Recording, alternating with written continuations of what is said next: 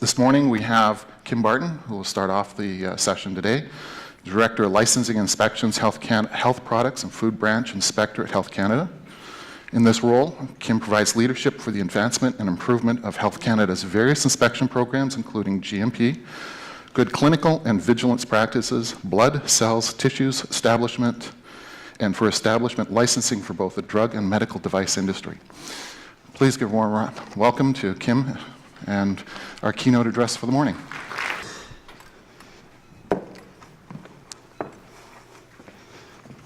Okay. Good morning, and thank you very much to PSG for the invitation to be here today.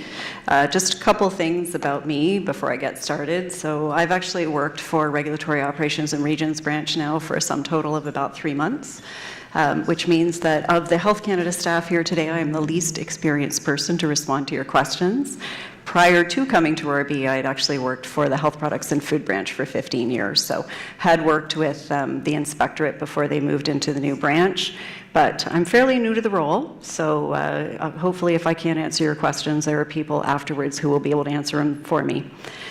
The other thing I will note is there was a lot of credit given to me yesterday for helping to facilitate everybody attending this conference, and I feel that I should note that I was off sick for about a month after I started, so really Vanessa Pearson and Stephen McCall actually made a huge effort there, so just want to make sure that I give credit where it's due. So in terms of what I'm going to be talking about today, sorry, I'm going to be juggling because I can't really put this thing anywhere in my outfit. I'm going to give you a little bit of a rundown on an organizational overview for the Regulatory Operations and Regions Branch for people who are less familiar with its structure. I'm going to provide some information on licensing, and I'm actually going to sneak in a little bit of information on domestic inspections before I talk about licensing, because once we had gotten all of the groups and presentations together, we realized that we've given a lot of information on other topics, but we actually hadn't provided any information on domestic inspections. So there won't be a slide on that, but I'll slip in a few statistics there. I'll give you a brief update on our quality documents, what we're doing with those, our stakeholder engagement strategy, some of the work we're doing on international, and then also some recent regulatory changes or upcoming regulatory changes that are going to have an impact on your business lines moving forward. So, I'm sure most of you in the room are already well aware that the Regulatory Operations and Regions Branch was launched in April of 2016, and that was really in response to organizational issues that have been raised by external stakeholders. So that led to a big review of compliance and enforcement. And the uniting of the inspectors in the regions and the NCR staff was intended really to optimize the program delivery and to support national consistency across the country. So this is the structure. There's 7 different directorates within RB, and they all report up to Tina Green, who's our Assistant Deputy Minister. You can see that there are both what's called horizontal clusters, delivery clusters, and program clusters.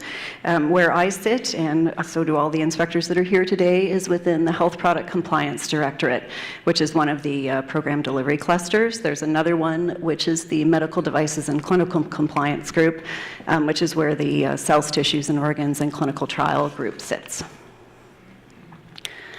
So this is just for people who don't know the various directors general of those organizations. So Stephen Schwent at the top there is the DG of the Health Product Compliance Directorate and my boss. And Mark Mess is the one that some of you may also be familiar with, who's with the Medical Devices and Clinical Compliance Group. So we also work quite closely with Policy and Regulatory Strategies and the Plannings and Operations Group. Plannings and Operations is really the group that facilitates some of the IMIT initiatives, some of the work on